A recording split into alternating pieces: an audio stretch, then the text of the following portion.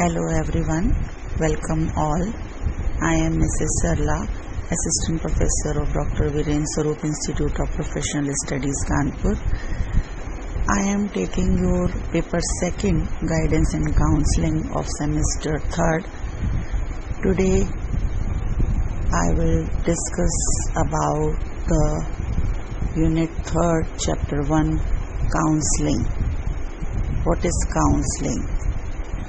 So let's start the class, guys.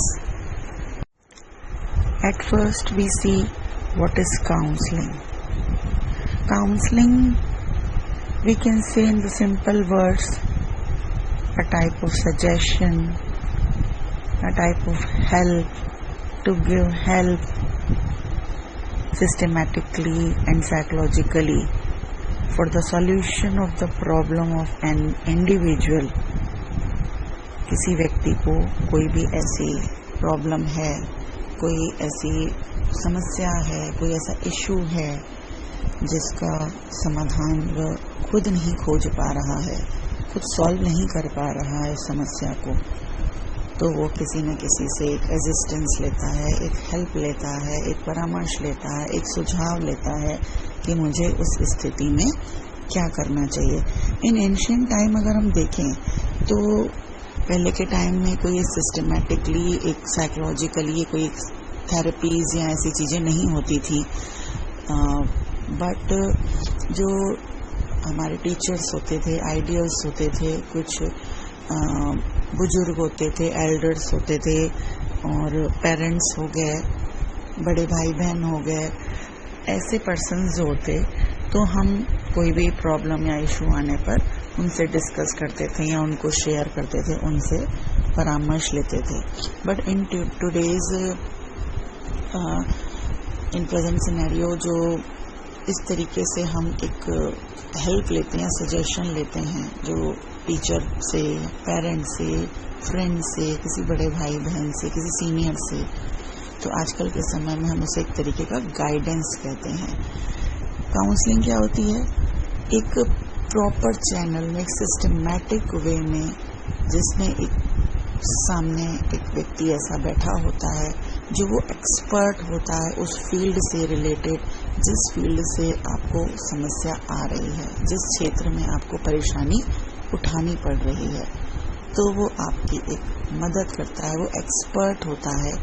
तब हम उसके बताए हुए परामर्श पे, उसकी बताई हुई सलाह पे, उसके बताए हुए सजेशंस पे आगे हम बढ़ सकते हैं, जिससे हमें कोई भी प्रॉब्लम नहीं आएगी। एक विद बिलीफ, विद फेथ, एक ट्रस्ट के साथ उसमें हम आगे बढ़ सकते हैं। If we see the worldly meaning, it is English word इसका काउंसलिंग है, हिंदी में इसको परामर्श कहते हैं। परामर्श क्या होता है? एक तरीके की सलाह देना, सुझाव देना, विचारों का एक पारस्परिक विनिमय, अर्थ पूछताछ। इसमें 2 पर्सन्स आमने सामने इंटरेक्ट करते हैं। One is called counsellor and other one is called client और काउंसली। तो इस प्रोसेस में ऐसी प्रॉब्लम्स का सॉल्यूशन निकाला जाता है, इस तरीके से क्लाइंट को हेल्प दी जाती है जिसके लिए वो स्वयं अपनी सहायता करने में कहीं ना कहीं असमर्थ होता है, तो वो एंड में एक काउंसलर खोजता है, ढूंढता है, और वो जो प्रॉब्लम या इशू है उसका एक अलग टाइप होता है, एक अलग क्षेत्र होता है। वी कैन से कि कोई इंडिविजुअल प्रॉब्लम है, व्यक्तिगत समस्या है, फैमिली प्रॉब्लम है, कुछ ऐसी प्रॉब्लम्स हमारे सामने आती हैं जिसे हम किसी भी सामने वाले से डिस्कस नहीं कर सकते, शेयर नहीं कर सकते।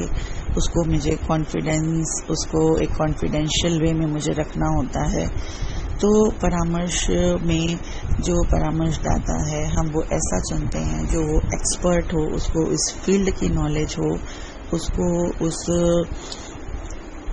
चीज़ का, उस क्षेत्र का गहराई से, डेप्थ में उसको उस चीज़ की नॉलेज हो। इसका अगर हम यूज़ देखें तो इसका जो एक डीप रिलेशन है वो एक साइकोथेरेपी से भी है। साइकोलॉजी का तो ये है ही पार्ट, क्लिनिकल साइकोलॉजी का, खास करके जो साइकोलॉजी की जो ब्रांच है क्लिनिकल साइकोलॉजी, नैदानिक मनोविज्ञान जिसे कहते हैं, बट इसका साइकोथेरेपी से एक गहरा संबंध है, रिलेशन है। क्योंकि जब हमें एक प्रोफेशनली हेल्प उस पर्पस से लेनी होती है कि मैं किस प्रोफेशन को चुनूं या मैं किस फील्ड की तरफ जाऊं, तो उसमें एक प्रैक्टिकली हम देखें तो एक प्रोफेशनल जो फील्ड की नॉलेज एक काउंसलर रखता है, वो हर एक व्यक्ति उस फील्ड की नॉलेज नहीं रखता है। हाँ, एकेडमिक वे में अगर हम देखें तो स्कूल में मुझे क्या सब्जेक्ट लेना चाहिए या मुझे किस स्ट्रीम में जाना है, ये डिस्कशन हम अपने बड़ों से, बड़े टीचर्स से, अपने भाई बहनों से, फ्रेंड्स से डिस्कस कर सकते हैं, क्योंकि वो मुझे जानते हैं कि मैं किस फील्ड में या किस स्ट्रीम में मेरा इंटरेस्ट ज़्यादा है या मेरे मार्क्स ज़्यादा आते हैं। तो ये सजेशन गाइडेंस के वे में हम उनसे ले सकते हैं। बट एक डेप्थ में जाकर बहुत ज़्यादा नॉलेज हर किसी को नहीं होती है, तो इसके लिए मुझे काउंसलर की नीड होती है। So we can say counselling is a process जिसमें टू वे कम्युनिकेशन होता है। एक काउंसलर क्लाइंट की एक तरीके से मदद करता है, उसकी हेल्प करता है, उसकी स्थितियों से परिचित होता है और उस जो काउंसली होता है, जो परामर्श चाहता है, मीन्स उसकी समस्या को समझने का प्रयास करता है। उनके बीच में एक फेस टू फेस एक विचारों का एक आदान प्रदान होता है और अंत में वो परामर्श जो लेने वाला है या चाहने वाला है, जो क्लाइंट है, उसकी समस्या समाधान में मदद करता है। नाउ सी द डेफिनेशन कि कुछ साइकोलॉजिस्ट ने उनकी क्या डेफिनेशन दी है। According to Myers, counselling implies a relationship between two individuals. अभी मैंने आपको बताया कि टू वे कम्युनिकेशन है, दो व्यक्तियों के मध्य संबंध होता है, in which one gives a certain kinds of assistance to the other। एक व्यक्ति जिसमें दूसरे व्यक्ति को एक विशेष प्रकार की सहायता देता है। देखिए, इसमें विशेष लिख दिया, विशेष प्रकार मीन्स कोई ऐसी एक इंडिविजुअल प्रॉब्लम है, कोई ऐसी एक फैमिली इशू है, कुछ ऐसा उसका एक व्यक्तिगत समस्या है जो हर किसी से वो डिस्कस नहीं कर सकता, तो उसे एक स्पेशल टाइप की असिस्टेंस दिया जाता है, हेल्प दी जाती है। According to Carl Rogers, a definitely structured permissive relationship which allows the client to gain an understanding to himself to a degree। परामर्श क्या है? जो उपबोध्य है, जो काउंसली है, जो क्लाइंट है, उसे उस सीमा तक समझने में मदद करता है जिसमें वह अपने मीन्स जो उसको नॉलेज है, यानी कि किसको नॉलेज है? काउंसलर को। उस काउंसलर को जो नॉलेज है उससे उसके कार्य में या उसकी प्रॉब्लम में उसको वो आगे बढ़ा सके सॉल्यूशन करने में। तो ये एक तरीके का आपस में म्यूचुअल अंडरस्टैंडिंग का एक रिलेशनशिप है, which enables him to take positive steps in the light of him new orientation. यानी कि एक निश्चित रूप से निर्मित स्वीकृत संबंध है जो कि क्लाइंट को उसको जिस सीमा तक, यानी कि जिस क्षेत्र में जिस सीमा तक, जिस लिमिट तक उसको हेल्प चाहिए होती है, वो अपनी नॉलेज के द्वारा उसको उसकी हेल्प कराने में, यानी कि उसको उसकी असिस्टेंस में हेल्प करता है या उसको उस तरीके की मदद प्रोवाइड करता है। सो वी कैन से कि जो काउंसलिंग है उसमें क्लाइंट एंड काउंसलर के बीच में एक रिलेशन होता है। इट इज़ अ प्रोसेस, ये एक तरीके का प्रोसेस है जो दो लोगों के बीच में चलता है। इसमें कुछ दिन भी लग सकते हैं, कुछ महीने भी लग सकते हैं, 2 पर्सन्स ही इसमें होते हैं।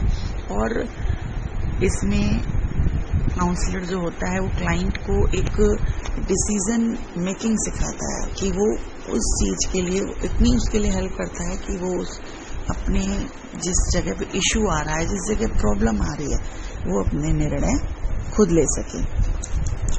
इसमें उसको जो जिसमें किसी चीज़ में सिलेक्शन में मदद चाहिए होती है वो हेल्प करता है।